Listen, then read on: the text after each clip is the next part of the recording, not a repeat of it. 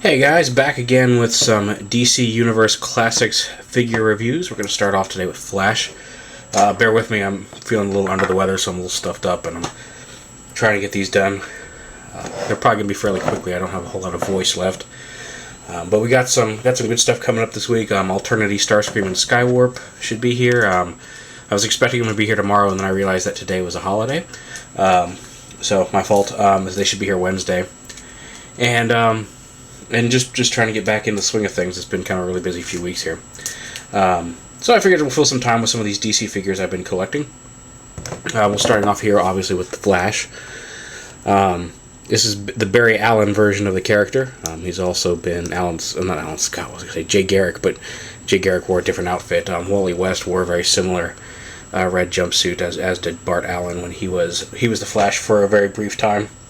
But this is the classic Barry Allen version of the character, who has, in fact, just come back into the comics, which I'm quite enjoying. It's kind of weird because I remember Barry Allen from the old Flash TV show, but by the time I really got into comics, or at least got into Flash, I was into comics before this, but by the time I got into the DC Universe and Flash, Barry Allen had already died in Crisis and on Infinite Earths, and Wally was the Flash. I mean, Wally's been the Flash for the last 20-some-odd years, and I grew up with Wally West as the Flash. I knew of Barry Allen, but I grew up with Wally as the Flash, and now they've got Barry back. They've really been kind of bringing back some old characters recently. Like they got Hal back in the Green Lantern suit, which wasn't as big of a surprise, I think, as Barry Allen coming back. Barry Allen was one of those characters that I really kind of figured was going to stay dead, because they had a very good replacement in Wally. But he's back, and the comic's actually really good, so if you feel like checking it out, I highly recommend it. The art's really cool, and it's a great comic. He uses the standard DC Heroes body.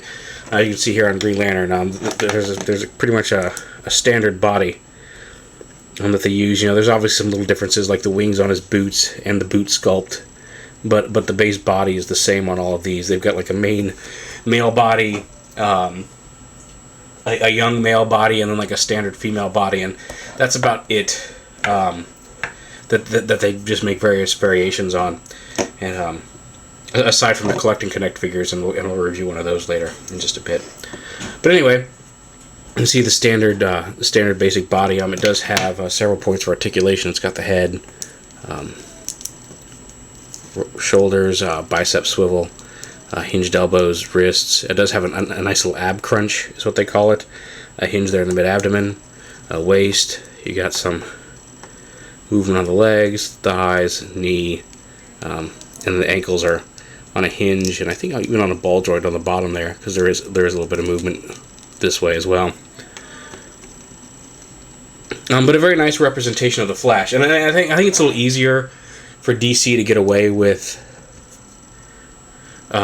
just kind of your standard base body, because again, you look at Flash, you look at Green Lantern, a lot of DC superheroes, their costumes are pretty much, you know, like solid colored jumpsuit with a symbol on the chest. You know, you've got Hal, who does have some white and green, but, you know, basic standard bodysuit, symbol on the chest. Flash, standard bodysuit, some little detail with the boots and the wings, but red jumpsuit, symbol on the chest.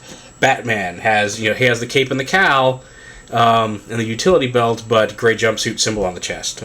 Superman has a cape, blue jumpsuit, symbol on the chest. So I mean, like, they're really fairly simple all around. So like, I think DC can get away with having your standard base body more than Marvel could.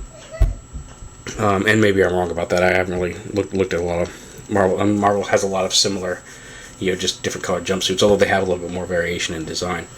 But anyway, there's some nice poses. You can get him in a semi-decent running pose for Flash. It's not great, but it's not bad. You can, but I mean, the fact is you can pose him in a running stance, which is really cool.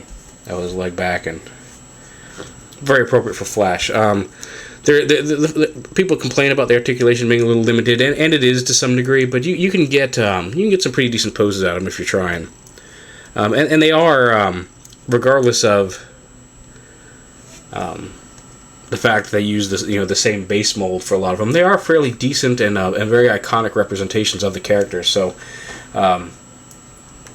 you get what you pay for. I liked them better when they were a little cheaper than $15, but